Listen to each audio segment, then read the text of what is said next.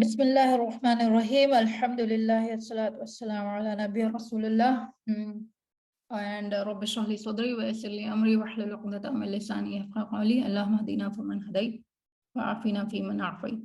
ठीक है, this topic of course as you all know it is reading, and first we will go into understanding why do we need to focus on this. Okay, सबसे पहले तो थोड़ा सा मैं आप लोगों को ये बता दूं कि हम ये क्यों कर रहे हैं, ये चैप्टर, ये टॉपिक ही हमने क्यों उठाया है। Because of course as a Muslim you understand कि Quran is the miracle of Islam. That is the miracle that our Prophet sallallahu alaihi wasallam got, and it was the first revelation which Allah sent, and it was Iqra, read, recite, and so मतलब हमारे पूरे इस्लाम की foundation ही किताब है और पढ़ने पे dependent है, right? And it is very important for a knowledge seeker, because since without knowledge you can't understand Islam or Allah or the Prophet Islam, and you have to gain knowledge, and all of the deen is from books. There is no deen without books or teachers or learning. तो ये इतना हो गया कि सबसे पहले ही समझ गए कि हम क्यों करना है, क्योंकि अल्लाह का डायरेक्ट कमांड है, तो फिर तो ये हमको फॉलो करना ही है इंशाल्लाह। अभी हम लोग क्विकली उसके बेनिफिट देख लेंगे कि पढ़ने के बेनिफिट्स क्या होते हैं। साइंटिफिक बेनिफिट्स ये होते हैं कि आपका फोकस और मेमोरी बढ़ती है, कंसंट्रेशन होती है, आपके अंदर थिंकिंग एबिलिटी आती है, आप सोचने की कुव्वत रखते हैं। Because basically when you are reading, right, what you are doing is you are talking with people, the people who have shared a lot of information, lot of knowledge, जो उन्होंने रिसर्च की है, पढ़ाई की है, and उन्होंने लोगों के साथ वो बांटा है, right? So this is the best way of gaining knowledge is through reading. And because when you learn to read, you also learn to write. आपका लिखने की कुव्वत बढ़ जाती है, you can all become writers inshallah. Another thing is that कि जैसे लोग अक्सर बूढ़े होते हैं तो फिर पता हम सुनते हैं कि वो संकी हो गए, सटक गए या भूलने लग जाते हैं, like all kind of brain related बुढ़ापे की बीमारियां आती हैं, चीजें उनके अंदर समझ कम हो जाती है, पेशेंस कम हो जाती है लोगों में। But if you are a reader and a learner, you are going to have good brain strength, और आपकी एज रिलेटिव कॉग्निटिव डिक्लाइन, मतलब आपकी दिमाग की सोचने की, समझने की और याददाश्त की कुव्वत डिक्लाइन नहीं होगी, कम नहीं होगी, बढ़ के इंशाल्लाह वो अच्छी रहेगी और तंदुरुस्त रहेगी। A very important aspect of reading, factor and reason for reading is empathy. जैसे आप समझ सकते हैं कि आप किसी और के हमने इमोशनल इंटेलिजेंस की क्लास में पढ़ा था, राइट, एम्पैथी के बारे में। You learned what empathy is. Empathy is basically when you can understand, आप किसी के लिए आप रहम फील कर सकते हो, आपके दिल में किसी के लिए वो जज्बात हैं कि आप किसी का दर्द और दुख बांट सकते हो, समझ सकते हो। तो when you read book, when you read knowledge, when you listen to somebody else sharing that, it is you are going to learn to practice empathy. So basically a lot of reading involves empathy, and without empathy, you guys know what you can't gain, you can't have courage. So you can understand how important knowledge gaining is for courage also. And a very beautiful thing, it reduces stress. मानो या ना मानो, पढ़ने से stress कम होता है, ठीक है। Now benefits for parents, your children will become readers because they will be copying you. As you all know, बच्चे आंखों से सुनते हैं, कानों से नहीं। जो आप करते हुए देखेंगे बच्चे वही करेंगे, और अपने खुद की इंटरेस्ट डेवलप करेंगे बच्चे रीडिंग करते करते। They will start understanding the world better, they will start having more questions and about how things work, how to do things, इंशाल्लाह ये भी होगा। And then the last is when you read out loud, you will also discuss with kids whatever you read, and this is going to create a very beautiful environment for your children. इसके लिए बहुत important चीज ये है कि आप अपने घर पे से या अपने बच्चों को स्क्रीन टाइम ना दें, क्योंकि एक बार मोबाइल का, वीडियोस का एडिक्ट हो जाता है इंसान, तो उसको पढ़ने में इतना शौक नहीं होता। It become very difficult to hold a book when you are holding a mobile phone or a screen. Okay, finally it increases creativity. आपकी imagination और मस्त हो जाती है, आप चीजों को imagine करते हो, न्यूरल नेटवर्क्स बनते हैं, दिमाग के अंदर अच्छे कनेक्शंस होते हैं, and you get good ideas, you also learn how to solve better problems, मतलब आप प्रॉब्लम सॉल्विंग अच्छे से कर पाते हो। तो ये हो गए कुछ बेनिफिट्स अबाउट रीडिंग। तो just so that you guys know कि कितने फायदे होते हैं पढ़ने के। अभी हम आ जाएंगे अबाउट इंट्रो ऑफ रीडिंग कि बेसिकली रीडिंग। तो now I am going to ask, आप लोगों को पता है किस तरह की रीडिंग होती है? What are the two types of reading that people typically do? Type की रीडिंग होती है मोस्टली जब रीड करते हैं ना, तो एक तरह की रीडिंग ये होती है कि जो आप सिर्फ इंफॉर्मेशन को अब्सॉर्ब कर रहे हो, मतलब इंफॉर्मेशन को सिर्फ लिए जा रहे हो, जैसे आप न्यूज पढ़ रहे हो या कोई आर्टिकल पढ़ रहे हो या किसी के बारे में पढ़ रहे हो ना, टिपिकल वेबसाइट्स पे जो आप या न्यूज चैनल्स पे आपको जो भी मिलता है, that is information based reading. और एक होता है knowledge based, which is the other name is learning, it is understanding, right? जैसे आसमा ने बताया हमको। तो दो तरह की होती है, एक तो आप खाली एकदम लाइट होती है वो, उसके ऊपर दिमाग पे आपके कुछ प्रेशर नहीं पड़ता है, बट वही अगर किसी ने क्वांटम फिजिक्स की किताब खोल दी और वो पढ़ रहे हो आप, तो आप मोस्ट ऑफ द लोगों के सर में दर्द शुरू हो जाएगा। या फिर कंप्यूटर, जो लोग कोड नहीं करते हैं उनके लिए कोडिंग की बुक्स बहुत सर में दर्द करेगी, because these are very deep concepts. This requires your brain to really engage and create networks and understanding of those topics. तो हम दो reasons के लिए पढ़ाई करते हैं या read करते हैं, which is basically knowing information and understanding information. ये समझ में आप लोगों को सबको? अभी हम लोग थोड़ा सा और डिटेल में जाएंगे। तो नाउ अब से ये जो है session is going to change a little bit. We are not going to use the word reading much. We are going to use the word learning because that is what is the aim of the session.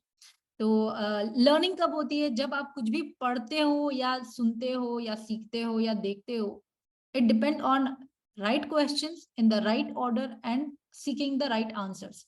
तो जब आप सही सवाल पूछते हो कि अच्छा ये क्या है, और अच्छा इसमें क्या बता रहे हैं हम और किस तरह से बता रहे हैं, और ये जो भी बता रहे हैं क्या ये सच है, क्या थोड़ा सच है, क्या पूरा सच है, और अभी इतना मेरे को जब पता चले अभी मैं इसका करूँ क्या। तो when you ask the right questions in the right order, आप क्या करते हो? आप सीखते हो। अगर आप ये नहीं सीख रहे हो तो फिर most of the time it is just coming into your mind and then it is getting lost. Most of the time that is what happens. तो here are the questions. Obviously आपको ये पूरी presentation मिल जाएगी, तो you can just go through the notes later on.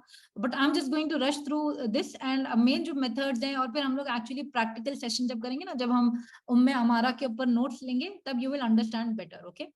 We are going to use all of these concepts there. So asking the right questions. What is it about? पहला question. What's said in detail and how? कि इसके बारे में क्या बताया जा रहा है और किस तरह से बताया जा रहा है।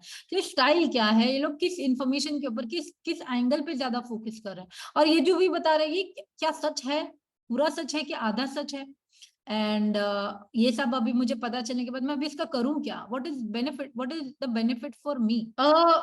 Now sadly most of the time whenever you read or you are trying to learn, हमारा दिमाग एक लीकी बकेट की तरह होता है, उसमें ना बहुत सारे छेद होते हैं जो सारा इंफॉर्मेशन है ना निकल जाता है।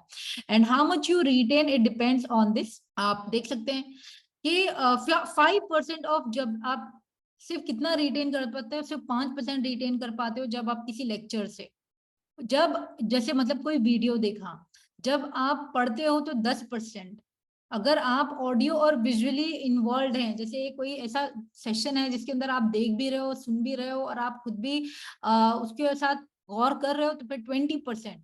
अगर डेमोन्स्ट्रेशन कुछ करते हुए देख रहे हो आप, जैसे अभी हम लोग इसके लिए एक लाइव नोट टेकिंग का सेशन करेंगे, वो एक डेमो होगा, तब 30% आप याद रखोगे।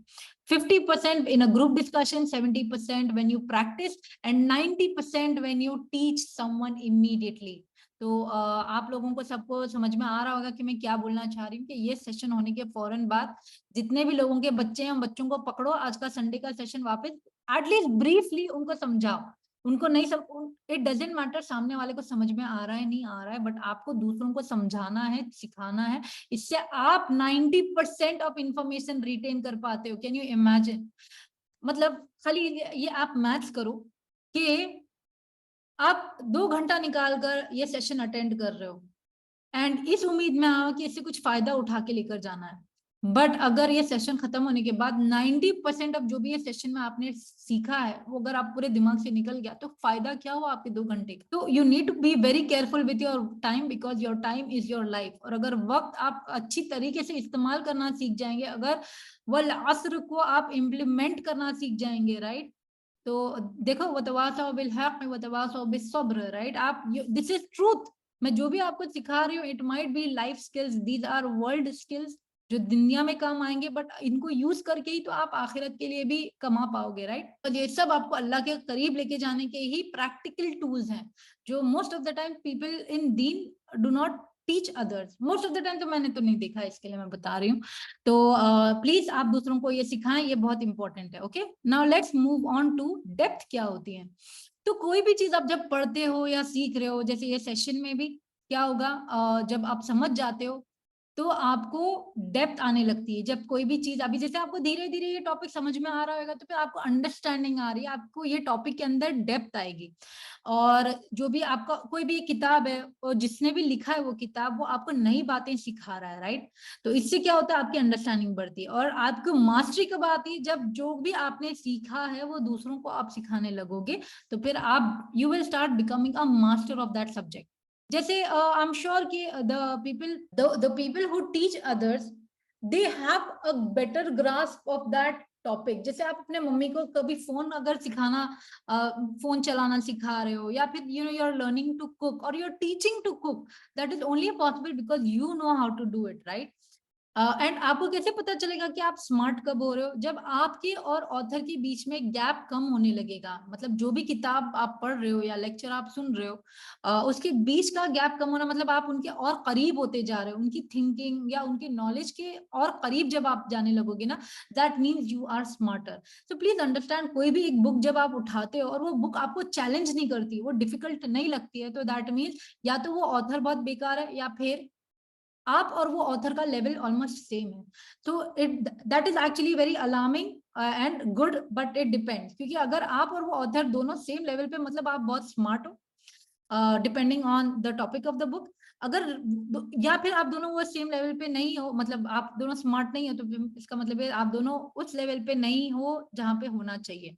सो please always pick up a book that challenges you, so that आप और इम्प्रूव होते हो, आप अब लेवल अप होते हो, आप लेवल डाउन नहीं होते हो, इंशाल्लाह। One of the thing is that all these magazines and ये जो like they are trash reading, मतलब जो सिर्फ गॉसिप है, दिस दैट है, that actually destroys your brain, right. तो यू नीड टू अंडरस्टैंड कि नॉलेज आप इंशाल्लाह हम कवर करेंगे, but magazine and gossip and वो पेज 3 बॉलीवुड स्टार्स वगैरह, उनकी सब जो लाइफ होती है, that is just absolute trash. It is just going to go in your brain and destroy other brain cells.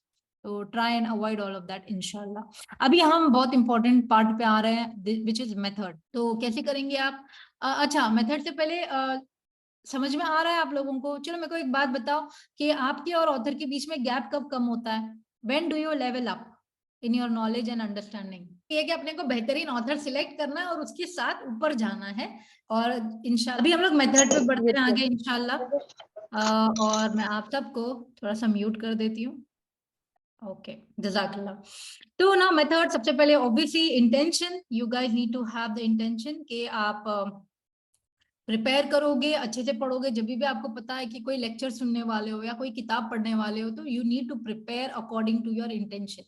तो सबसे पहले तो ये चीज है कि जो लोग पढ़ते नहीं हैं, आज से आप लोग सब कोशिश करें, अपने आप से अंदर वादा करें कि मैं एटलीस्ट 10 मिनट्स रोज कुछ पढ़ूंगी। लाइक जैसे कोई किताब है, हम लोग we will decide a book and all of you have to just read 10 minutes, 15 minutes, 30 minutes. You need to schedule time every day to read. Okay, and that reading has to have regularly, वरना वो habit नहीं बनती। जो चीज आप regularly नहीं करते हो वो हैबिट नहीं बनती है। एंड स्पेशली वो लोग, मोस्ट ऑफ द लोग यहाँ पर पढ़ते नहीं है, तो आपके लिए तो बहुत डिफिकल्ट हो जाएगा to develop the habit of reading. और ये अपने बच्चों की सूरत देखकर तो प्लीज शुरू कर दें, जो लोग नहीं करते हैं। सेकेंड चीज बहुत इंपॉर्टेंट है पढ़ाई करने के लिए, वो है एनवायरनमेंट। आपको बैठकर पढ़ना है, लेट कर पढ़ना अवॉइड करें, स्पेशली स्टार्टिंग में, और अगर आपको आदत नहीं है तो, क्योंकि वरना सो जाओगे। और बैकग्राउंड नॉइज पॉसिबल होगा तो just be in an area जहाँ पे आपको थोड़ा फोकस करने मिले। और pen and paper very important, please अपना पेन एंड पेपर भी लेकर बैठे, तो इससे आप अपने आइडियाज, अपने थॉट्स, अपने नोट्स लिख सकते हैं, जो भी कर सकते हैं, राइट। जो जितने भी लोग पार्क्स जाते हैं सुबह सुबह या दिन में या कोई भी ऐसे टाइम पे, if you guys can go to a park and find a quiet spot, वो बेहतरीन जगह है पढ़ाई करने के लिए, कोई भी किताब पढ़ने के लिए या कोई भी नॉलेज सीखने के लिए, बिकॉज वहाँ का एनवायरनमेंट आपको बहुत बूस्ट करेगा, बहुत कामिंग और बहुत, या फिर बीचेस पे भी you can go outside and also read. Okay, इंशाल्लाह। ये एनवायरनमेंट की बात हो गई। अभी बिफोर यू स्टार्ट रीडिंग और learning you need to have a clear purpose कि आप वो किताब या वो लेक्चर क्यों सुन रहे हो। कुछ रीजन होता है, जैसे आप ये सेशन क्यों अटेंड करो, because you want to learn how to read. And then when you have the book in your hand, ये वीडियोस में पॉसिबल नहीं है, बट आजकल तो वीडियोस के नीचे डिस्क्रिप्शन में लोग टाइम स्टैम्प्स दे देते हैं, because I am going to use both the terms, क्योंकि हम लोग आजकल सबसे ज्यादा नॉलेज यूट्यूब पे से गेन कर रहे हैं, तो you need to keep that also in mind. But for the purpose of this session, we are also going to address books 70 to 80% of the time. तो जब आप कोई भी किताब उठाते हो, आपको उसको सर्वे करना है। सर्वे क्या होता है? कोई मुझे बता सकता है सर्वे का मतलब क्या समझते हो आप लोग? ना जांच पड़ताल करना है कि अच्छा कैसा है, क्या है, थोड़ा सा ऊपर ऊपर का हाँ, क्या बोलते हैं, रिव्यू, हाँ। हाँ हाँ, वो ऊपर ऊपर का मोटा मोटा जान लेना कि बुक के अंदर क्या है। जैसे आप इंडेक्स देख लिए, ग्लॉसरी देख लिए, कंटेंट देख लिए, कंटेंट का टेबल देख लिए, प्रीफेस होता है, या फिर लोग तारीफ करते हैं, समरीज होती है। तो ये सारा सर्वे करना बहुत जरूरी होता है कि इससे क्या होता है, आपको एक आइडिया बनता है कि आप कौन सी किताब पढ़ने जा रहे हो। और ये इतना हो गया। अभी इसके बाद while you are reading the book, while you are trying to learn from that, please take notes. जैसे अगर आपके पास फिजिकल बुक है तो पेंसिल से है ना, आप बुक के अंदर अंडरलाइन करें या फिर अपने डाउट्स लिखें मार्जिन में। किताब से टॉक बैक करें कि जो भी समझ में आ रहा है वो अच्छा ये क्या बोल रहा है, ये पता है अक्सर जो प्रोग्राम्स होते हैं वो स्टार प्लस और ये वो बहुत सारे लोग देखते होंगे कि वो कैरेक्टर जो है ना खुद से बातें करते रहते, बहुत बातें करते रहते, अरे मैंने ऐसा किया था, मैंने वैसा किया था, ये हो गया, वो हो गया। और हम लोग एक्चुअली में है ना, हम लोग दिमाग में अपने आप से बात करते ही रहते हैं। But what you need to do, you need to actively try and talk to the book कि अच्छा ये क्या बोल रहे हैं, अच्छा ऐसा बोल रहे हैं क्या, हाँ हाँ इसका मतलब ये होगा, राइट राइट, ये नहीं, अरे ये समझ में नहीं आ रहा है, चलो अंडरलाइन करती हूँ, बाद में किसी से पूछ के क्लियर कर लूंगी। समझ में आपको ऐसे है ना, दिमाग में या जोर से मुंह से बात करते रहोगे ना, आपके सेंसेस और इन्वॉल्व होंगे। तो इससे क्योंकि you remember talking by reading the book और talking back to the book और a concept, the chances are you are going to remember more of that. अगर आपको कोई भी चीज कंफ्यूजिंग लगती है या इंपॉर्टेंट लगती है, आप उसको क्या करोगे, आप हाईलाइट करोगे, क्लियर करोगे, और उसको किसी और को एक्सप्लेन करोगे या एक्सप्लेनेशन लेकर आओगे। तो either you ask someone to explain it or you try to explain it to someone, क्योंकि अक्सर क्या होता है जब हम किसी को एक्सप्लेन करते रहते हैं ना, तो हम खुद भी डाउट्स क्लियर हो जाते हैं। अक्सर अक्सर ऐसे ही होता है, क्योंकि हमारा दिमाग उस चीज को है ना समझने की कोशिश करता है, और वो बहुत, अपना दिमाग ऑलरेडी बहुत स्मार्ट होता है, हम लोग उसको यूज नहीं करते बराबर। और जब कोई चीज आपको बहुत टफ लगे ना, उसको वापस पढ़ने की कोशिश करो, उसको ब्रेक डाउन करो कि अच्छा ये एग्जैक्टली हो क्या रहा है। गूगल करो कॉन्सेप्ट। अभी जैसे for example you are trying to learn about the brain और आपको समझ में नहीं आ रहा है कि कॉर्पस कलोसियम क्या होता है, भाई ये क्या चीज है, गूगल करो, उसके ऊपर छोटे से वीडियोस देख लो। But there is a lot of information out there. आज के जमाने में तो इल्म हासिल करना इतना आसान हो गया है ना, if you just know how to do it, इंशाल्लाह। दैट रिमाइंड्स मी, मेरे को कभी बोलना कि what how to teach you how to Google. Google को इस्तेमाल करने का भी एक तरीका है, एफिशिएंटली कैसे गूगल किया जाता है, तो वो भी मैं किसी दिन कोई सेशन लूंगी, बट कोई मुझे रिमाइंड करना बाद में। And when you don't understand things, ask for help, contact somebody who knows, जो आपको लगता है कि ये थोड़े नॉलेजेबल हैं या ये समझा पाएंगे। किसी से भी मदद मांग लेने में कोई शर्म की बात नहीं है, in fact it is going to add a lot of benefit. उसके बाद जब पढ़कर हो जाएगा, आप क्या करोगे, you are going to check आपको कितना समझ में आया, you are going to ask question. अक्सर होता है बुक्स के एंड में ना क्वेश्चंस होते हैं, अक्सर टिपिकल टेक्स्ट बुक्स में होते हैं questions at the end of the chapter, और ये बेसिकली ये है कि आपको कितना समझ में आया, राइट। तो you can do that. And I think ये अननेसेसरी है यहाँ पे, ये हो गया। अभी हम लोग है ना थोड़े से टिप्स देखेंगे, और मैं आज ये बहुत फास्ट कवर करूंगी, क्योंकि हम लोग इसके बाद तो कुछ टिप्स हैं ये जो आपको याद रखने हैं कि आप है ना जो भी उठाओगे जरूरी नहीं है कि उसको फिनिश करना है, क्योंकि अक्सर लोग क्या समझते हैं कि आपको जो भी किताब उठाई आ रही है पूरी कंप्लीट करना, ऐसा नहीं है। मैं एक साथ 10-15 किताबें पढ़ लेती हूँ, क्यों, क्योंकि अलग अलग कॉन्सेप्ट से अलग अलग नेटवर्क्स बिल्ड होते हैं दिमाग में।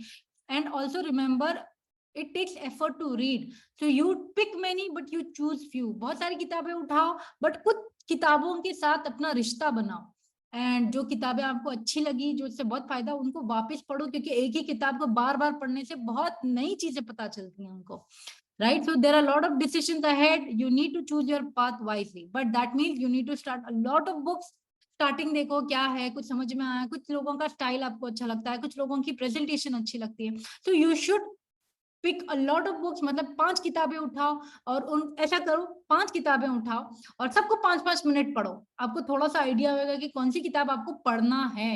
तो ऐसा नहीं हमेशा एक ही किताब लेके पढ़ना शुरू कर दो, क्योंकि the way you want to read, there are no bad readers, there are no bad students, there are only bad teachers, इतना याद रखो।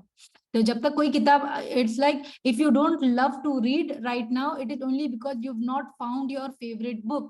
And how will you find your favorite book if you don't check out all the books that are there in the world, right? जितनी हो सकती है उतनी किताबें ढूंढो और पता लगाओ कि आपकी फेवरेट बुक कौन सी है। Right, a lot of people will by default say Quran, but if you really mean it, only then say that it is Quran that is your favorite book, because unless you find your favorite book, it is very difficult to have that relationship. ठीक है, अभी आपको मैं बताती हूँ कि book reading के या लर्निंग के रीडिंग के 4 लेवल्स होते हैं। पहले एलिमेंट्री लेवल होता है, वो बेसिकली जो हमको स्कूल में सिखाते हैं कि टेक्स्ट बुक कैसे पढ़ते हैं, या आप कोई भी वेबसाइट जब पढ़ते हो आप एलिमेंट्री लेवल की जो रीडिंग होती है वो करते रहते हो। It is basically to entertain, inform and it is very easy to digest. अभी ये दूसरी जो लेवल्स हैं ये थोड़े कॉम्प्लिकेटेड हो जाते हैं, and this is you need to understand. इसके लिए मैं ये बता रही हूँ कि इंस्पेक्शनल जो होती है ना उसमें आप स्किम करते हो, जैसे मैंने बताया ना, आप खाली सर्वे कर लेते हो और डिसाइड करते हो इधर आपको वो पढ़ना है या नहीं पढ़ना है। और एक हो जाता है, और दूसरा ये होता है कि आप विदाउट डूइंग एनी सर्वे आप बस पढ़ना शुरू कर देते हो और फिर डिसाइड करते हो कि ये बुक को मुझे डिटेल में पढ़ना है या नहीं। This depends upon your reading style, आप किस तरह से पढ़ना चाहोगे। This is for your knowledge, okay. I know I am giving too much information, but this information is going to be beneficial for those people who are really serious about it। इसके लिए मैं सबके लिए दे रही हूँ। अभी next है analytical. इसमें बेसिकली आप क्या करते हो, आप ऑथर और बुक किस तरह की बुक है, किस तरह का ऑथर है, उसको पहले कैटेगराइज करते हो, आप उसकी समरीज पढ़ते हो, आप उसकी मेजर पार्ट्स लिस्ट डाउन करते हो और उसकी एक समरी बनाते हो। This is for people who are very thorough with this, okay. एंड आप पता लगाते हो कि ये बुक के अंदर कौन सी प्रॉब्लम वो सॉल्व कर रहा है। जैसे for example those people who are in the book club, right, I think Gauhar is with us. Gauhar, are you there? हाँ, तो आप लोग ये जो बुक पढ़ रहे हो, प्लीज अनम्यूट कर लेंगे गौहर। आप लोग ट्रू बिलीवर बुक पढ़ रहे हो अभी फिलहाल। तो ये ट्रू बिलीवर जो बुक है, ये बुक में you guys are trying to find the solution to a problem which is, हम ये तहरीक को किधर लेके जाएं, कैसे शुरू करें। और उसके अंदर उसने बहुत सारी प्रॉब्लम्स एड्रेस किए हैं और उस प्रॉब्लम्स के सोल्यूशंस भी दिए हैं। But this book is a very analytical book. You really need to understand a lot of concepts of this book, क्योंकि ये पढ़कर आप इसकी नॉलेज को अप्लाई करोगे कहाँ पर, अपनी तहरीक में, right. So you need to understand these concepts कि अच्छा एनालिटिकल रीडिंग कब होती है। Yes Gauhar, you want to say something? जी, इसमें बहुत सारी हिस्ट्री है, बहुत सारी मूवमेंट्स है, वो कैसे शुरू हुई, कैसे आगे बढ़ती है, क्या-क्या होता है, वो सब पता चलता है हमको इस बुक में। इसके लिए हिस्ट्री भी पढ़ना पड़ रही है हमको। Absolutely right. तो ये जो बुक है, this is a very different category of reading, and for reading this you will understand कि अच्छा टिपिकली जो भी मूवमेंट्स होते हैं, जो भी लोग जमा होते हैं, when they want to do something about, like for example we want to empower women, we want to teach people, that is a movement. But how will you understand how to do that, right? तो वो समझ रहे हैं, तो you are trying to solve a problem by reading this book. अभी एक और होगा, जैसे एक रेसिपी बुक है, वहां पे प्रॉब्लम है कि you want to learn how to cook. So different kinds of book will have, you have to classify that book, right? And accordingly you will decide what to do with that book. और ये तो ये हो जाएगा for the students of Quran and Tafsir. This part is for you जब आप comparative analysis करते हो, when you are analyzing different तफासिर, आप उनके आइडियाज देख रहे हो, उनकी हिस्ट्री देख रहे हो, उनकी वोकेबलरी देख रहे हो, आप आर्ग्यूमेंट्स देख रहे हो, और आप उनके लिए पूरे सेक्शंस बनाकर, टेबल बनाकर उसको एनालाइज कर रहे हो। तो बेसिकली एक ही टॉपिक होगा। फॉर एग्जाम्पल मैं आपको तफसीर के एग्जाम्पल से देती हूँ। जैसे आपको ये भी एक सूरा ले लो, अम्मा पारा आपने ले लिया, सूरह नबा ले लिया। अभी आपको देखना है कि इब्ने अब्बास ने, सैयद कुतुब ने और इब्ने कसीर ने यही सूरे के ऊपर आप उन लोगों ने किस तरह से तफसीर दी, उनकी कमेंट्री क्या है। आप तो एक टॉपिक लोगे बट मल्टीपल ऑथर से आप उसी टॉपिक को पढ़ोगे। राइट और इसके बाद you basically what you want to do, you want to develop a deeper understanding of the subject. उसके बाद आपको फ्लुएंसी आ जाएगी, वो सूरा आपके दिमाग में इस तरीके से बैठ जाएगा बिकॉज वो सूरे का कॉन्टेक्स्ट और बिल्ड हो चुका है कि अच्छा ये हिस्ट्री क्या है, कब नुज़ूल हुआ था, कब नाजिल हुआ था, और आपकी जो भी गैप्स होती है ना वो सूरे को लेकर या वो टॉपिक को लेकर वो फिल हो जाते हैं। तो आपको समझ में आया है कि अलग अलग टाइप की किताबों के लिए अलग अलग तरीके की रीडिंग की जाती है। तो उसके लिए मैंने यहाँ पर ये बहुत सारी इंफॉर्मेशन दी है, and I will just quickly also do this because for the students of Quran and Tafasir this is going to be very beneficial for you guys. तो जब सिनॉप्टिकल या कंपैरेटिव एनालिसिस आप करते हैं तो फिर you are going to list down the ideas, vocabulary and arguments in different tables. आप एक ही सब्जेक्ट को मल्टीपल लोगों के पास से पढ़ोगे, अलग अलग किताबों से पढ़ोगे। जैसे सीरा की भी किताबों को अलग अलग ऑथर से पढ़ने का लाइक पीपल रिकमेंड, राइट। जैसे साहिल अदीन ने भी बोला है कि आप 3-4 स्कॉलर्स की एक ही किताब पढ़े, that he is referring to synoptical reading. अभी आप ये कैसे करोगे, आप एक रेलेवेंट पैसेज लोगे, आप वहां की टर्मिनोलॉजी को समझोगे कि अच्छा ये क्या बात कर रहे हैं, किस तरह के वर्ड्स यूज कर रहे हैं, और आप एक साथ 3-4 हजरात की किताबों में से वही काम करोगे। आप उनकी फ्रेमिंग देखोगे कि किस तरह से ये टॉपिक को फ्रेम किया गया है, ये किस तरह के सवाल पूछ रहे हैं और मेरे दिमाग में किस तरह के सवाल आ रहे हैं। जो भी डाउट्स होंगे obviously you are going to make note of them, और अपने आंसर्स, अपने सवालों के जवाब आपको मिल रहे हैं या नहीं मिल रहे हैं आप वो देखोगे।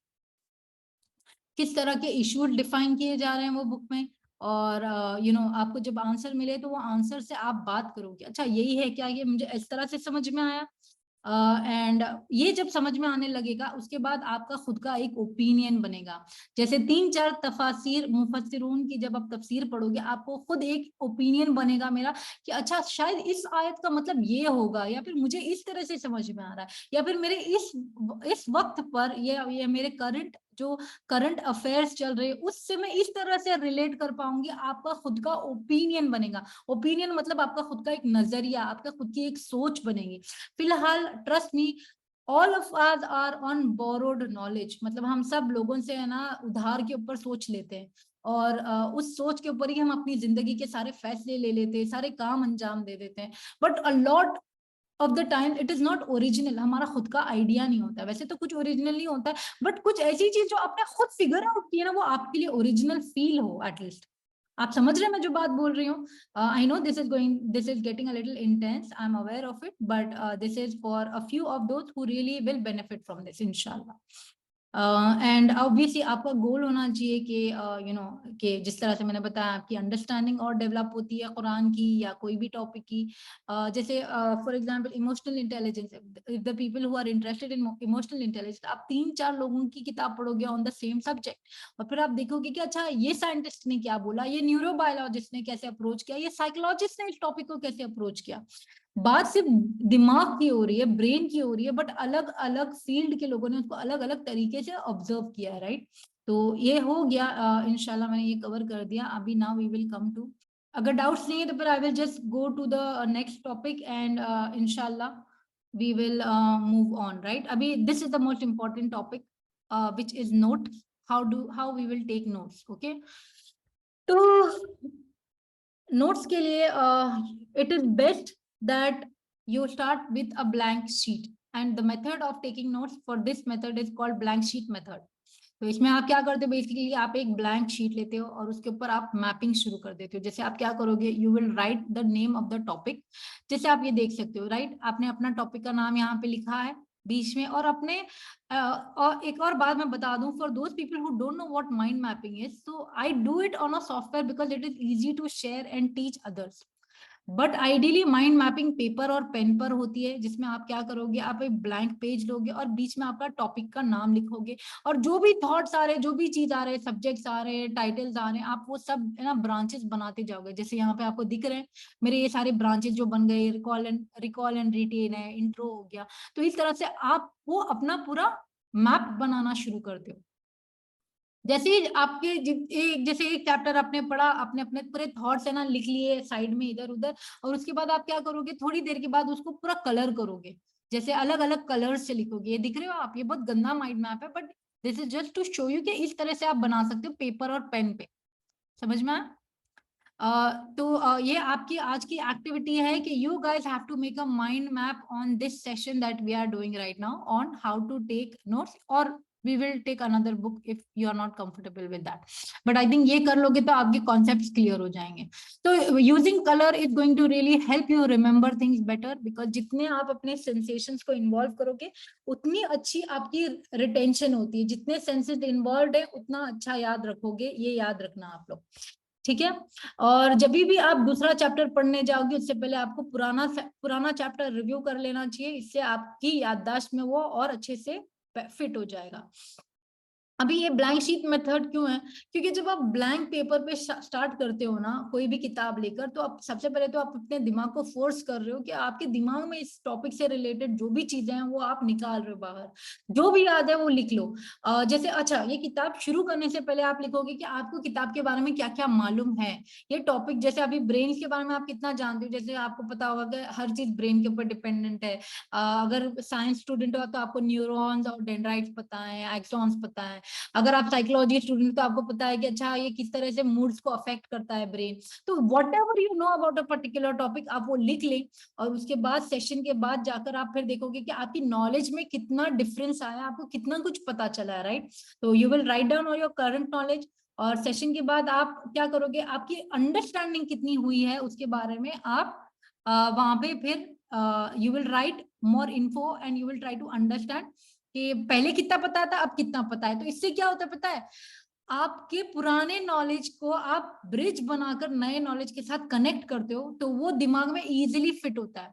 समझ में आ, जैसे अगर ऑलरेडी जो पता है उसको आप कनेक्ट करते हो ना नए इंफॉर्मेशन के साथ, तो वो दिमाग में टिकना ज्यादा प्रोबेबिलिटी होती है, ना कि उसकी जो नई इंफॉर्मेशन आप कहीं पे भी डाल रहे हो. इट इज लाइक अपने रिलेटिव्स वाला है ना, जो अपन जान पहचान वालों के साथ अपन डील करना ज्यादा, it is better than to deal with someone absolutely new और स्ट्रेंजर, राइट. तो इस तरह से आप कनेक्शंस बिल्ड कर पाओगे. और अगर आपकी नॉलेज में कुछ गलत होगा तो फिर आप उसको करेक्ट करते हो, और करेक्ट करने में आप और अच्छे कनेक्शंस बिल्ड कर पाते हो फॉर रिटेंशन. और इससे क्या होता है, आपका रिव्यू और रिकॉल बेटर हो जाता है. मतलब आप जब भी कोई चीज को रिव्यू करो, रिव्यू मतलब देखकर उसके बारे में एक ओपिनियन बताना, एक अपना पर्सपेक्टिव बिल्ड करना, इससे आपका रिकॉल और अच्छा होता है. जब जब आप रिव्यू करते हो उतनी बार आप रिकॉल की पॉसिबिलिटीज और बढ़ा देते हो. और इसके बाद obviously you are going to have your own opinions, and ये हर महीने में आप अपने नोट्स को रिव्यू करना चाहिए. रेगुलरली रिव्यू करने से नॉलेज और स्ट्रांग होती है दिमाग में, ठीक है. जैसे आप लोगों को समझ में आ रहा होगा कि जितने भी लोगों ने अम्मा पारा के सूर्य बचपन में सीखना स्टार्ट किए थे, वो कितना भी आप रिवाइज करो नहीं करो अभी वो दिमाग में फिट हो चुका है. जैसे सूर्य फातिहा, लाइक कोई नींद में से भी उठाएगा बोलो पढ़ने तो आप सब पढ़ सकते हो, बिकॉज वो इतनी बार आपने रिव्यू और रिकॉल किया है. Are you guys able to understand? Guys थोड़ा मतलब बहुत खामोशी है ना, तो मेरे को थोड़ा सा डर लग रही है आपकी खामोशी से कि समझ में आ रहा है या नहीं आ रहा है. प्लीज एक 2 मिनट के लिए माइक अनम्यूट करके थोड़ा सा कुछ बताएं आपको कितना समझ में आया मेरे को ये ब्लैंक शीट मेथड के बारे में. I need someone who is not spoken before, and I would prefer, please guys थोड़ा सा इंटरैक्टिव करो इसको, थोड़ा सा बातचीत करो. Please anybody. अस्सलाम वालेकुम। वालेकुम अस्सलाम Nabila. Yes, so proud of you. Please go for it. मेरे को ब्लैंक शीट मेथड क्या समझ में आया जरा समझाओ प्लीज. जी जी, ब्लैंक शीट मेथड समझ में आ गया कि मतलब जब भी हम लोग कोई बुक पढ़े तो उसमें हम लोग नोट जरूर बनाए, ब्लैंक शीट पेपर ले, उसमें हम लोग माइंड मैपिंग करें जो भी बुक पढ़ रहे हैं, और उसको रिव्यू करें बार बार, ताकि अब रिव्यू करने से हम लोग की मेमोरी रिकॉल करेंगे तो फिर हम लोग को ज्यादा ज्यादा जल्दी समझ में आएगा, और हम लोग के ओपिनियंस बनेंगे, और हर मंथ रेगुलरली उसको पढ़ें ताकि फिर हम समझ पाए उसको. ये अच्छा, तरीका आपने तो मेरे को एक बात बताओ. अभी मैं आपको एक बुक दूंगी, उनमें हमारा है ना, हम लोग वो बुक पढ़ने वाले हैं, तो सबसे पहले हम ब्लैंक शीट मेथड को कैसे अप्लाई करेंगे उस पे?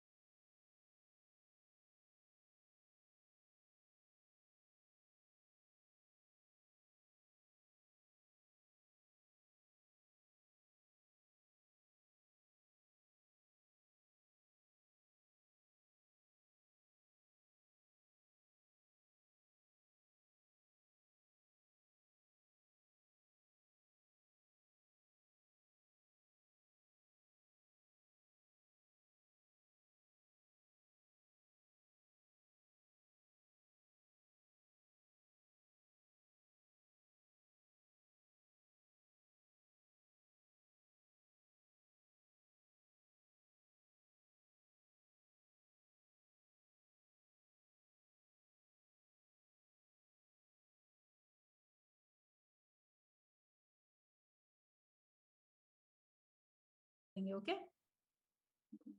तो ये है। अभी सबसे पहले हम लोग क्या देखेंगे, टेबल ऑफ कंटेंट्स। हम लोग जल्दी से इसकी समरी ले लेंगे। अच्छा ठीक है, उनका फैमिली है, बच्चे हैं, बीवी, शादी है, उनका इस्लाम उन्होंने कबूल किए, फिर हुजूर सल्लल्लाहु अलैहि वसल्लम आए। Okay okay, his huge privilege for Najjar family. अच्छा, Najjar is the new word for me. Holy prophet childhood visit to Madina. अच्छा ठीक है, तो क्या क्या हो रहा है। अच्छा, बैटल ऑफ उहुद है, और उसमें उनका रोल क्या था, उनका करेज के बारे में है, बैटल के बाद है, उनका फेथ है। मुसैलिमा, अच्छा एक और नया कैरेक्टर आया है इसमें, यमामा। तब तक 2-3 बैटल तो कंटेंट्स में ही पता चल गए, उहुद हो गया, यमामा हो गया। अच्छा, इन्होंने रिवेंज भी लिया था, वहशी का भी आ गया। Okay okay. देखो मैंने एकदम जोर से तुम लोगों के लिए समरी करी, ठीक है, सब सब सुन रहे थे समरी।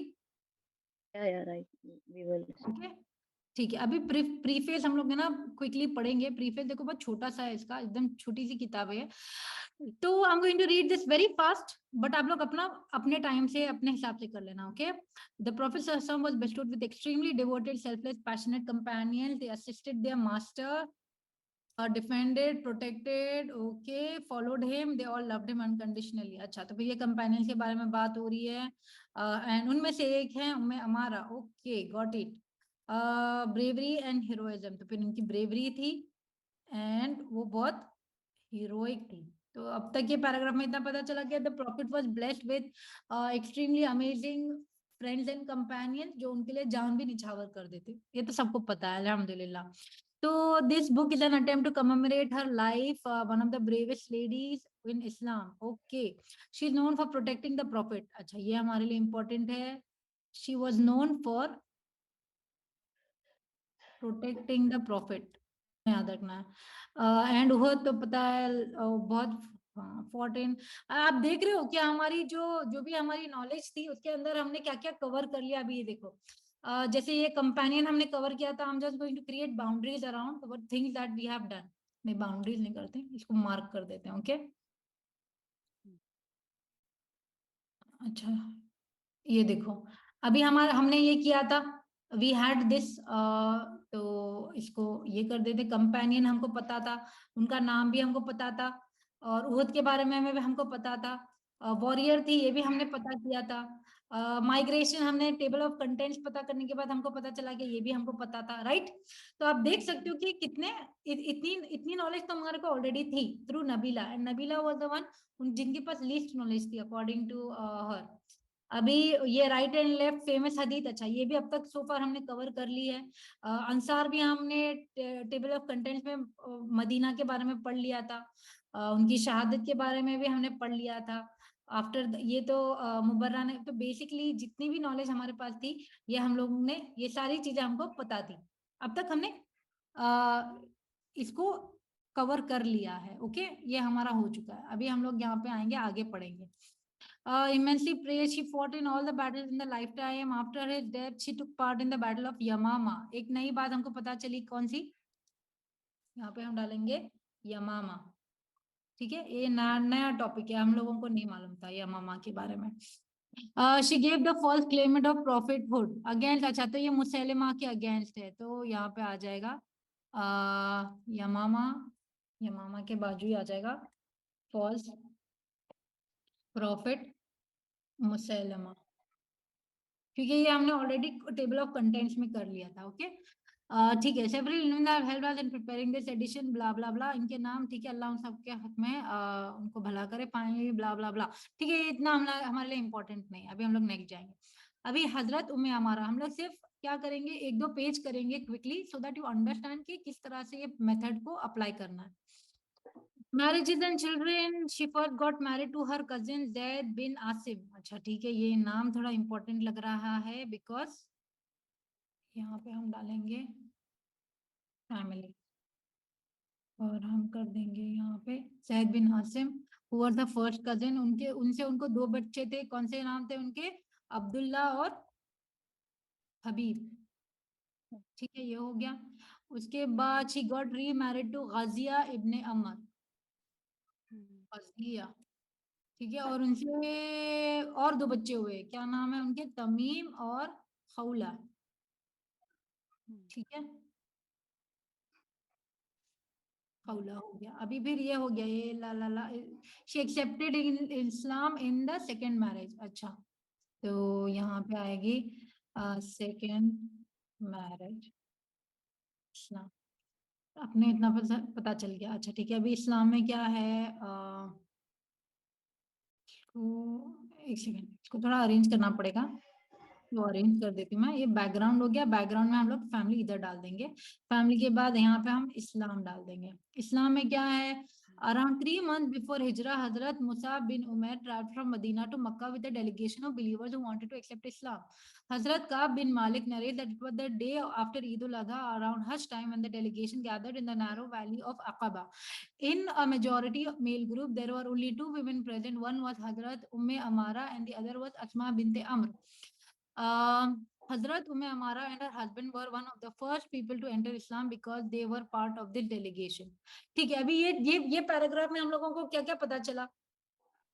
चलो, somebody tell me what you guys learned in this chapter, in this paragraph.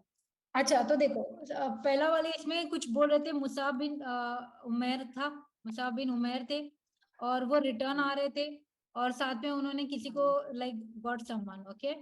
And Aqaba था, अकबा वैली थी, वहां पे उन लोगों ने क्या किया था, delegation of believers from Medina आए थे इस्लाम कबूल करने के लिए, delegation of people from Medina to accept Islam. अभी इसमें क्या थे, कितने लोग थे, एक्चुअली इसको इधर कर देते हैं और इसको इधर कर देते हैं और ये सारी चीजों को यहाँ नीचे कर देते हैं, ठीक है। कितने लोग आए थे, 72 लोग आए थे और उसमें से कितनी से, सिर्फ 2 women थी और 2 women में कौन थी, अस्मा एंड, हाँ, तो देखो, सबसे पहले हमने तो प्रीवियस वाली सारी चीजें जितना पता था वो हमने नोट डाउन कर लिया। पहले तो ब्लैंक पेज लिया था, ये ब्लैंक पेज था हमारा। ये ब्लैंक पेज के ऊपर मैंने आपको बताया कि ये किस तरह से हमको ये उम्मे अमारा के बारे में ज्यादा कुछ पता नहीं था, तो हमने सबसे पहले जो भी पता था वो लिख लिया और उसके बाद पता लगाया कि, और नहीं, हम लोगों को टेबल ऑफ कंटेंट्स को जो समरी में देखे थे और फिर ये सिर्फ एक पेज का ही मैंने बताया हमने है। किया था कि हमें कितना पता था और कितना नहीं पता। हाँ हाँ हाँ, एग्जैक्टली। तो ये सारी चीजें हो गई, इसको टिक मार्क कर दिया हमने और उसके बाद हमने पहला पेज पढ़ा। पहले पेज के दो फर्स्ट 2 पैराग्राफ्स थे, वो पैराग्राफ्स के हिसाब से हमको इतनी नॉलेज मिली कि उनकी 2 शादियां हुई थी और 2 शादियों से उनके 4 बच्चे हुए थे और उनके नाम क्या हैं और उन्होंने इस्लाम का कबूल किया था।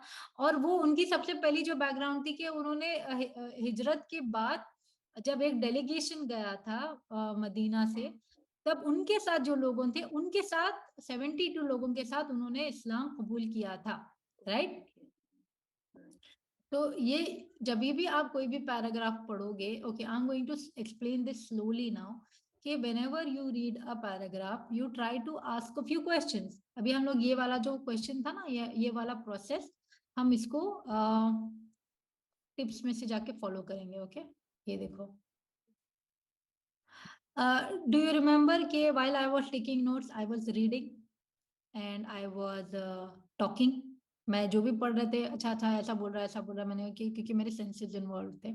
फिर मैं इसके साथ साथ हाईलाइट कर रही थी, मेरे को कुछ चीज क्लियर, तो इतना तो कुछ था नहीं कि ये कॉम्प्लिकेटेड नहीं है, राइट।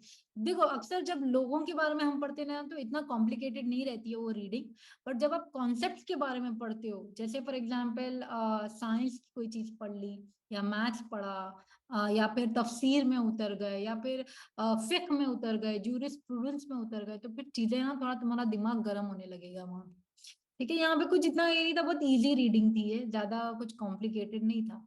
बट जब भी आप ऐसा, the process remains the same, कि while reading you go through the table of contents. आप देख लो कि अच्छा इनकी पूरी लाइफ के बारे में ये हुआ था, 2-4 लोग थे जो इम्पोर्टेंट थे, यमामा था, वहशी था, मुसैलिमा था, ठीक है, हमको समझ में आ गया। और उसके बाद पता चला कि वो बहुत ब्रेव थी, प्रोटेक्टिंग द प्रॉफिट के लिए बहुत फेमस थी। और ठीक है, और यहाँ पे पहले चैप्टर में क्या बताया, पहले पेज पे क्या बताया कि उनका नाम ये था और उनका लक़ब ये था, वो बहुत फेमस थी और उनकी जो तो यहाँ पे एक और चीज हमको पता चला कि because of Najjar, right, attach, the prophet was very attached to the Najjar and she belong to the tribe of Najjar. ये भी हम अपने इसमें डाल देंगे। अभी ऑब्वियसली मैं थोड़ा फास्ट पढ़ रही थी बिकॉज टाइम की किल्लत है हमारे पास, but I will tell you कि जब आप पढ़ रहे हो ना तो you need to keep asking these question, right. कि अच्छा ये जैसे फॉर एग्जाम्पल अब ये पैराग्राफ देख रहे हो आप, तो ये पैराग्राफ में क्या क्या सवाल पूछ सकते हो। अच्छा, वाज नोन एज, अच्छा ठीक है, इनका दूसरा नाम पता चल रहा है हम लोगों को। What are you asking, what are you learning. She was a renowned female companion of the holy prophet. Okay ठीक है, वो बहुत फेमस थी। This is a tale of heroic and devoted Muslim woman whose courage is unmatched in the vast history of Islam। अच्छा, तो basically हमको बता रहे कि बुक में उनकी पूरी स्टोरी है जो बहुत फेमस थी और वो बहुत करेजियस और बहुत हीरोइक थी। ठीक है, ये पैराग्राफ में तुमको क्या क्या मिल रहा है, तुमको वो पता लगाने का है। ठीक है, अभी फैमिली बैकग्राउंड वाले पैराग्राफ में आप सवाल क्या पूछोगे, आप इंफॉर्मेशन कैसे पिक करोगे। सॉरी, जी जैसे वेयर वॉज शी बॉर्न, ये आपको पता चल गया मदीना, ये एक इंफॉर्मेशन है, आपको ये पिक करना है। ठीक है, अच्छा और क्या इंफॉर्मेशन आपको पिक करना है। 40 years बिफोर हिजरा, मतलब वो हिजरत होने से 40 साल पहले मदीना में पैदा हुई थी। And the migration of the 40 years before Hijra, the migration of, ठीक है ये तो मेरे को नहीं समझ में आया। Was born in Madina 40 years before Hijra, अच्छा ठीक है वही बात है। She belonged to a respectable family in the Medina tribe of Khizraj called Najjar। तो अच्छा वो कौन सी ट्राइब से थी, वो नज्जार ट्राइब से थी। See all of this detailing उतनी ही मैटर करेगी जितना आपको इंफॉर्मेशन चाहिए। ओके, अगर ये सारी चीजें आपके लिए इंपॉर्टेंट नहीं है तो फिर आपको ये नोट डाउन करने की जरूरत नहीं है, बट इट डिपेंड्स आप किस पर्सपेक्टिव से आ रहे हैं। जैसे अगर किसी ने कल आपसे पूछा, अच्छा मुबर्रा बताओ हजरत नुसैबा बिनते काब कहाँ से थी, कौन सी ट्राइब से थी, तो if you do not make a note of this information you are not going to remember this information. तो आपको ये याद रखना है, कल अगर किसी ने मुझे ये सवाल किया कि अच्छा इनके बारे में ये बताओ, तो मैं क्या जवाब दूंगी, उस हिसाब से आप इंफॉर्मेशन को पिक करोगे। समझ में आया। जैसे आप अपने बच्चों को जी अगर जी नुसैबा बिनते काब की स्टोरी सुना रहे हो, वेरी सिंपल, आप अपने बच्चों को स्टोरी सुना रहे हो नुसैबा बिनते काब के बारे में। अभी आपको बच्ची पूछा, अच्छा मम्मा वो कहाँ से थी, एंड यूर लाइक अच्छा रुको मैं जरा बुक खोल के देखती हूँ, तो that is not the right answer. Your answer should be she is from the tribe of Najjar from Khazraj. वो कुछ लोग थे जो मदीना में रहते थे और वो ऐसा करते थे, ब्ला ब्ला ब्ला। समझ रहे हो। तो whatever information you need to repeat instantly, वही आपको पिक करना है, और इसको आप जब रिपीट करते रहोगे ना तो याद हो जाएगा ना। सपोज यूर लाइक नहीं ठीक है यार, मैं मेरे बच्चों को किताबों से पढ़ा लूंगी, मुझे ये याद रखने की जरूरत नहीं है, तो फिर आप सिर्फ एक ओवरव्यू याद रखोगे जितना जरूरत है आपको ये सहाबिया के साथ रिलेट करने के लिए। जैसे you don't really want to relate to her based on Najjar and Madina and all of that, you want to relate to her based on her battles. तो आप उनकी बैटल वाली लाइफ में ज्यादा इंफॉर्मेशन पिक करोगे। समझ में आ रहा है आपको। इट डिपेंड्स व्हाट जी जी you want to do with that information, उस हिसाब से आप उतना याद रखोगे। जैसे फॉर मी इट अच्छा दिस वाज इंपॉर्टेंट कि अच्छा सिर्फ 2 ही औरतें थी, तो अब 2 औरतों के साथ अस्मा बिनते अम्र वाज विद हर, तो this is an interesting information for me to remember. तो वो उस हिसाब से मैं उसको याद रखूंगी। अभी आगे चलते चलते आपको पता चलेगा कि अच्छा वो क्या क्या करती थी, उनके हस्बैंड, जैसे उनके बच्चे और उनके हस्बैंड जितने हमारे लिए इम्पोर्टेंट है नहीं है, वो आगे चल के पता चलेगा, बट अभी फिलहाल वो इंफॉर्मेशन रख लेना is good for you. Because जब आप किसी को एक्सप्लेन करोगे, अगर जी उन्होंने आपसे ये सवाल पूछ लिया तो आप क्या जवाब दोगे। ठीक है, ये हो गया ब्लैंक शीट मेथड, मैंने आपको बताया, वाई बताया, और ये है कि जब भी आप बनाओ तो बुलेट पॉइंट्स में लिख लो। जो भी समझ में आ रहा है, it becomes easy for you to write. ये बेसिकली जो बुलेट पॉइंट होते हैं ना वो यही होते हैं, ये जो एक के नीचे एक जो आते हैं उसको बुलेट पॉइंट बोलते हैं। तो यहाँ पे मेरा एक्चुअली एक्स माइंड की वजह से मेरी सारी चीजें हो जाती है, मेरा माइंड मैप भी बन जाता है और मेरे बुलेट पॉइंट्स भी हो जाते हैं। मेरे को जो भी चाहिए मैं वो भी डाल सकती हूँ, जैसे इमेजेस भी मैं डाल लेती हूँ, स्टिकर्स वगैरह, मेरे बहुत सारे काम यहीं पे हो जाते हैं, इसके लिए मैं ये यूज करती हूँ। ओके, अभी कुछ तरीके जिससे आपकी रिकॉल और रिटेंशन बढ़ सकती है। ऑब्वियसली खाने का बहुत बड़ा इफेक्ट होता है ओके मेमोरी के ऊपर। तो ये कुछ खाने की चीजें हैं जो आपको फायदा पहुंचा सकती हैं आपके ब्रेन के लिए। जैसे बेरीज खाओ, स्ट्रॉबेरीज या ब्लूबेरीज, या फिर banana is also a berry I think, वो भी है। फिर टमाटर, टमाटर, ये सारी चीजें हैं। फिर नट्स हैं, जैसे पीनट्स हो गए, बादाम, ये खाओ, मच्छी खाओ। और जो भी चीज पढ़ते पढ़ते अगर गम चबाते ना, तो अक्सर लोग बोल रहे हैं कि वो चबाने की वजह से you are going to remember things better. तो this is just a scientific information that I found out, so I thought I will share. अगर आप कॉफी पीते हैं या कॉफी या चाय पीते हैं, तो फिर अक्सर कॉफी चाय के बाद थोड़ा ब्रेन का ना टेंशन हाई हो जाता है, तो इट कैन बी बेनिफिशियल। और पानी पिया करो, अच्छा खासा पानी पीने से भी फायदे होते हैं। तो यहाँ पे कुछ चीजें हैं, जैसे chocolate is my favourite. Chocolate जरूर खाया करो, dark chocolate, it is good, little bit of it. अच्छा मूड अच्छा हो जाता है। अच्छे मूड में जब आप कुछ भी पढ़ते हो ना, तो फिर उसका फायदा होता है। फिर sleep is very important. Make sure कि आप कितने भी घंटे सो, इट डजेंट मैटर 4 घंटे सो रहे हो या 7 घंटे सो रहे हो, बट मेक श्योर दैट कि आपकी REM कंप्लीट हो रही है। मतलब आप सोकर जब उठो ना, तो आपको अच्छा फील हो रहा हो। और जो खैलुल्लाह जो होता है, जोहर से पहले आधा 1 घंटा सो जाना या जोहर के बाद, इससे बहुत फायदे होते हैं, क्योंकि आपके कनेक्शंस बनते हैं दिमाग में। एंड जब भी आप सोने से या पढ़ने से पहले या पढ़ने के बाद आप नैप लोगे ना, तो आपके दिमाग में वो इंफॉर्मेशन अच्छे से बैठ जाती है। This is specially for those people who are trying to do हिफ्ज and who are trying to learn तफसीर। Please understand why I am sharing all of this, because overall अगर आप हिफ्ज करने के लिए अपने आप को उस तरह से तैयार नहीं करोगे ना, फिजिकली मेंटली, तो you are not going to go very long in that process. मतलब आप लंबा और अच्छा डिटेल में अच्छे से या नहीं कर पाओगे। एंड जब एक्सरसाइज, हेल्थ बहुत इंपॉर्टेंट है। आप एक्सरसाइज तो वही यार, घर के काम वाम कर लेती हूँ, थोड़ा बच्ची को नीचे लेके चले जाती हूँ, उतना ही कर पाती हूँ मैं। अभी तो जिम में तो नहीं हो पाता है अभी। ये हो गया कुछ चीजें। अभी एनकोडिंग जो होती है, एनकोडिंग ये मैं डिटेल में फिर बाद में कवर करूंगी, बट अभी फिलहाल आप लोगों का होमवर्क है ये पार्ट, कि आप लोग पता लगाएं कि निमोनिक्स जो होते हैं ना, जैसे वो होता है ABCD वाला, या फिर यू नो पीरियोडिक टेबल के निमोनिक्स बनाते, हर हर सेंटेंस का फर्स्ट लेटर लेकर बनाते निमोनिक्स। उसको फनी एंड मेमोरेबल बनाओ। फ्लैश कार्ड्स होते हैं, फ्लैश कार्ड देखो क्या होते हैं, उनके बारे में पता करो। और memory palace is my favourite. I wish I had the time to explain memory palace, but memory palace is a very very very detailed topic. उसके लिए तो बहुत टाइम चाहिए समझाने के लिए मेमोरी पैलेस कैसे करेंगे। क्योंकि उसमें पूरी बट मेमोरी पैलेस ऐसी होती है कि आप दिमाग के अंदर है ना एक पैलेस बनाते हो, एक जगह बनाते हो। और वो जैसे सपोज आपका घर है, आपका रूम है, तो वो रूम के एक एक कोने में आप एक एक पीस ऑफ इंफॉर्मेशन डाल दोगे। जैसे अभी नुसैबा बिनते काब का मेमोरी पैलेस बनाएंगे हम लोग। जैसे नुसैबा बिनते काब को हमने अपने घर पे लेके आया, तो हम लोग एक रूम में क्या करेंगे, उनकी पूरी फैमिली को बिठाएंगे। तो उनके हस्बैंड हो गए, वो गजिया उनका एक हस्बैंड था, फिर और कौन सा क्या नाम था वो हस्बैंड का, जैद। तो अभी जैद और गजिया को हम लोग दोनों को साइड साइड बिठा देंगे, और फिर हमको पता, और उनके बेटे को भी, अब्दुल्ला और हबीब एक जगह पे हैं, और तमीम और खला गजिया के साथ खड़े हुए हैं। तो अभी उनकी पूरी फैमिली को हम लोगों ने एक रूम में खड़ा कर दिया, सपोज बेडरूम में उनका हो गया। अभी जैसे गजिया के साथ है ना, हम लोग उनके सर के ऊपर एक बड़ा सा बैनर झंडा उनके हाथ में दे देंगे, और उसके ऊपर लिखा होगा इस्लाम। तो मतलब हम इस तरह से रिलेट करेंगे कि अच्छा, नुसैबा बिनते काब की लाइफ में जब गजिया आए थे, तो इस्लाम का झंडा लेकर आए थे, समथिंग लाइक दिस। समझ रहे हो आप? तो आप अलग अलग रूम्स में अलग अलग इंफॉर्मेशन को जिस तरह से प्लेस करोगे ना, उस हिसाब से आप उसको याद रख पाओगे।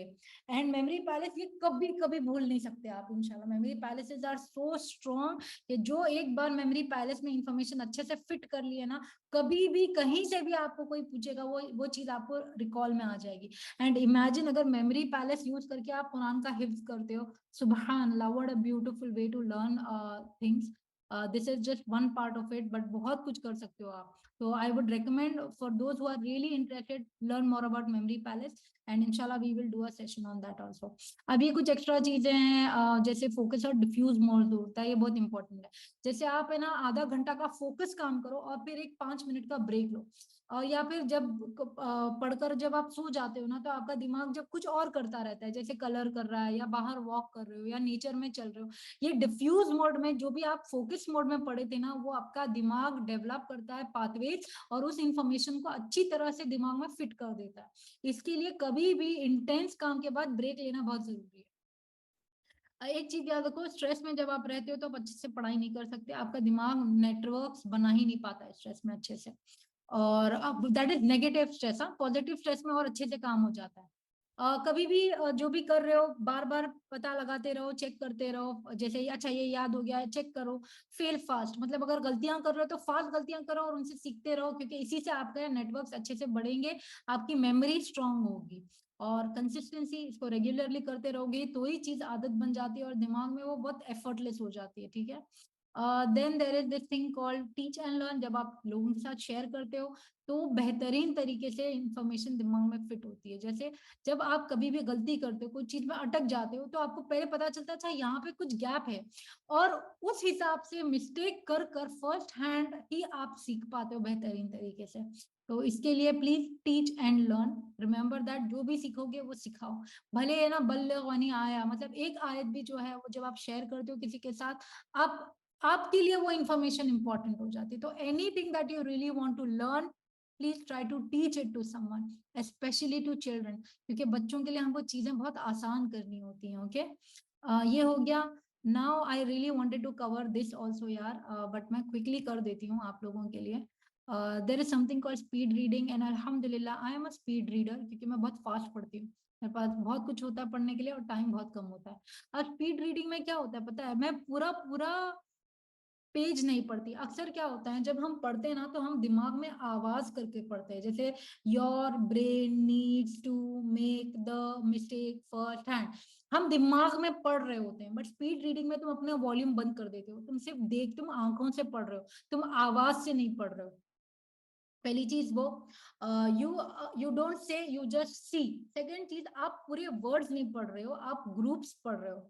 जैसे कि अभी फॉर एग्जांपल यहाँ पे है ना, यहाँ पे आप देखो, दिमाग में आप खुद हाईलाइट करना सीख जाते हो। अच्छा ट्रैक वर्ड बोल रहा है, अच्छा पेन पेंसिल हो गया, ओके ठीक है, चंकिंग पेरिफेरल, ओके ओके, एकदम फास्ट, मतलब आप सिर्फ सरसरी नजर डाल रहे हो और आप जिस्ट उसको समझ रहे हो, अच्छा इसमें बोल क्या रहा है। जहां पर कोई चीज आपको नहीं समझ में आई, वहां पे आप क्या करते हो, वापस जाते हो और स्लोली पढ़ते हो।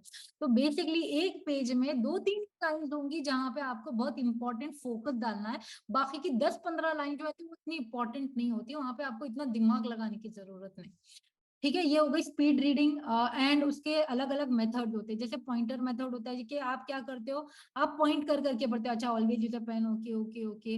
जैसे पॉइंटर एकदम फास्ट फास्ट जाता है आपका, तो उस हिसाब से आप फास्ट पढ़ लेते हो। दूसरा मेथड जो है उसका, आप अपनी आंखों से पढ़ते हो, आंखों को हमेशा सेंटेंस के बीच में रखते हो और नए वर्ड्स की तलाश में रहते हो। अच्छा नया वर्ड क्या, पेरिफेरल नया वर्ड है, चंकिंग हो गया, जैसे अभी यहाँ पे ये लोग बोल रहे हैं नया वर्ड क्या, हु व्हाट व्हेन, अच्छा ठीक है। इस तरह से आप खाली इंपॉर्टेंट वर्ड्स के ऊपर नजर डालते हो। हालांकि इसमें क्या होता है, आपकी रिटेंशन कम होती है, बट जब आप वापस जाकर री रीड करते हो ना, तो आपकी अच्छी कनेक्शन बिल्ड होती है।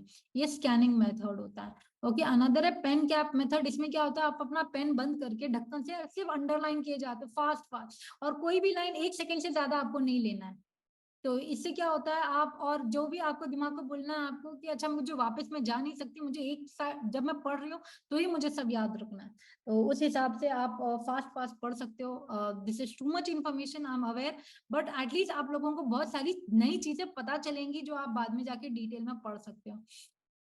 कैसे करना है स्पीड रीडिंग, पर्पस क्लियर रखो, डिस्ट्रैक्शंस के, मतलब डिस्ट्रैक्शंस में तुम डिस्ट्रैक्टेडली स्पीड रीडिंग नहीं कर सकते, नॉट पॉसिबल। हमेशा कोई भी इजी चीज हो, जैसे नुसैबा बिनते काब का जो बुक है बहुत इजी है, कुछ भी कॉम्प्लिकेटेड टर्म्स नहीं है इसके अंदर, आप आराम से पढ़ सकते हो। और कोशिश करो कि आप जब पढ़ रहे हो तो वापस ना जाओ। ये एक साइट है, मैं आपको दे दूंगी, इस पे ऊपर जाकर आप स्पीड रीडिंग के टेस्ट कर सकते हो, प्रैक्टिस कर सकते हो। Okay, now there is another thing called bionic reading. तो I have an a Chrome extension called bionic reader. वो क्या कर देता है, जब मैं ये एक्सटेंशन ऑन कर देती हूँ ना, तो कोई भी पेज के ऊपर के है ना कुछ वर्ड्स को वो बोल्ड कर देता है, और खाली मैं वो बोल्ड लेटर्स पढ़कर मैं अपने दिमाग में अज्यूम कर लेती हूँ कि ये बोलना चाह रहा है। तो इससे मैं बहुत फास्ट पढ़ पाती हूँ, बहुत सारी चीजें मैं कर पाती हूँ, बिकॉज अल्हम्दुलिल्लाह वो प्रैक्टिस करते करते आपको ये भी आ जाता है कि बायोनिक रीडिंग कैसे करते हो आप। और ये बायोनिक रीडिंग के एक्सटेंशन लगा लो, वेबसाइट पे या बहुत सारी जगहों पे मिलते हैं। This is very advanced level, this is only for those people who are curious. Okay, तो मैं ज्यादा नहीं बताऊंगी इसके बारे में, बट ये हो गया बायोनिक रीडिंग का भी। एंड यहाँ पे मैंने आपके लिए कुछ रिसोर्सेज रखे हैं, एक कोर्स है learning how to learn, I would recommend for those people who really are struggling to learn and remember things, ये कोर्स करें या फिर इसकी समरी लें और इसको अप्लाई करें। ये एक और साइट है साइकोटैक्टिक्स, यहाँ पर बहुत अच्छी तरीके से चीजें समझाई गई हैं। एंड ये एक किताब है जो क्लासिक किताब है, how to read a book. ये 1940s की किताब है, बट बेहतरीन किताब है। बहुत सारे कॉन्सेप्ट यहाँ के मैंने वहीं से लिए हैं। तो ये हो गया। मैंने I try to finish it on time guys.